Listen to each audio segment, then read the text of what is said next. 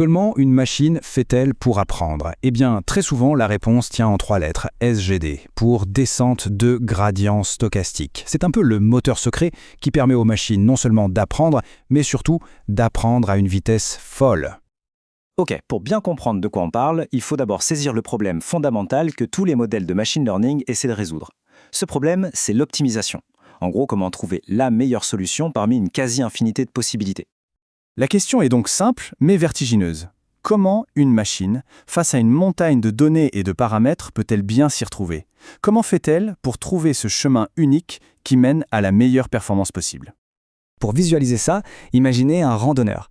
Il est perdu dans une immense vallée, en plein brouillard, et son seul but, c'est de trouver le point le plus bas.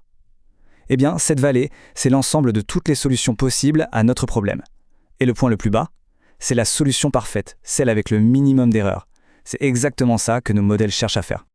Alors, la méthode traditionnelle pour descendre, ça s'appelle la descente de gradient par l'eau. Pourquoi par l'eau? Parce qu'à chaque pas, avant de bouger, on analyse l'intégralité des données, le lot complet. C'est un peu comme si notre randonneur, avant chaque pas, devait déplier son immense carte et l'étudier en entier. C'est hyper précis, c'est sûr, mais vous imaginez la lenteur du truc. Et c'est là que ça coince, évidemment. Parce qu'aujourd'hui, avec le big data, la carte n'est plus un simple bout de papier. C'est une carte gigantesque avec des millions, parfois des milliards de points de données. Alors tout vérifier pour faire un seul tout petit pas, c'est juste impossible. Ça prendrait une éternité. Il fallait trouver autre chose. Et c'est justement là qu'entre en scène notre fameuse descente de gradient stochastique, une solution beaucoup plus maligne. Alors regardons la différence, c'est le jour et la nuit. L'approche par l'eau, c'est regarder toute la carte. La SGDL ne regarde que le sol, juste sous ses pieds. Un seul point de données à la fois.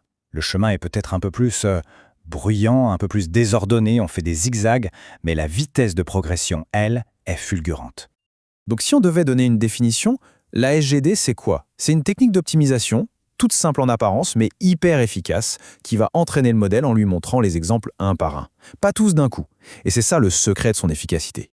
Et ce changement d'approche, un échantillon à la fois, ça change absolument tout. C'est ce qui rend la SGD parfaitement adaptée à notre époque, l'ère du big data. Elle n'a plus besoin de tout voir pour avancer. Et quand on dit big data, on parle de quoi concrètement?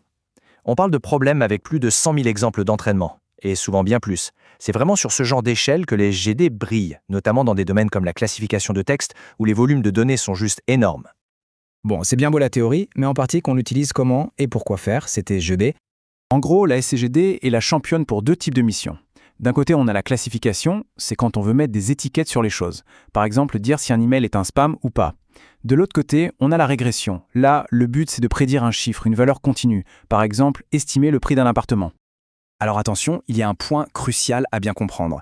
La SGD, ce n'est pas un modèle en soi. Non, c'est une méthode pour entraîner des modèles. C'est l'entraîneur, si vous voulez, pas le joueur. Et c'est un entraîneur polyvalent. Il peut poacher des modèles comme les SVM linéaires ou la régression logistique pour les rendre les plus performants possibles.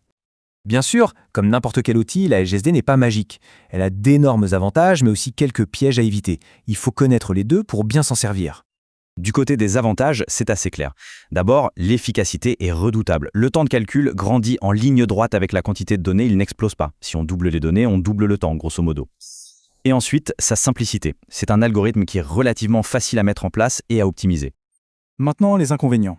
Il faut savoir que la SGD demande un peu de doigté. D'une part, elle a plusieurs hyperparamètres, ce sont un peu les boutons de réglage de l'algorithme, et il faut les ajuster avec soin. Et surtout, et ça c'est le point de vigilance, elle est très sensible à la mise à l'échelle des données. Imaginez que vous ayez des données en kilomètres et d'autres en millimètres. L'algorithme va voir des grands chiffres pour les millimètres et va leur donner beaucoup plus d'importance, juste à cause de l'échelle, ce qui peut complètement fausser l'apprentissage. Il faut donc tout remettre sur un pied d'égalité. Alors pour que notre randonneur ne se perde pas en chemin et arrive bien au fond de la vallée, voici quelques conseils très concrets, des astuces de pro. On peut retenir 3 règles d'or. Règle numéro 1, toujours mélanger les données avant de commencer. Ça évite que le modèle apprenne des choses liées à l'ordre des données, qui n'a aucune importance. Règle numéro 2, mettre les caractéristiques à l'échelle. On vient d'en parler, c'est absolument crucial. Le standard, c'est une moyenne de 0 et une variance de 1. Et enfin, règle numéro 3, un petit truc pour démarrer. Pour savoir combien de fois passer sur les données, une bonne estimation de départ, c'est de prendre 1 million et de le diviser par le nombre d'exemples qu'on a. Et tout ça est très bien résumé par cette phrase Bien que la SGD existe depuis longtemps, elle n'a reçu une attention considérable que récemment dans le contexte de l'apprentissage à grande échelle. En clair, la SGD n'est pas une invention récente, loin de là, mais c'est le big data qui l'a remis sur le devant de la scène. Sa simplicité est redevenue sa plus grande force. Et ça nous amène à une dernière question, une question pour l'avenir. Alors que l'intelligence artificielle crée des modèles de plus en plus énormes, de plus en plus complexes, est-ce que la simple efficacité, celle d'un algorithme comme la SGD, ne reste pas finalement l'outil le plus puissant qu'on ait? C'est une bonne question à méditer.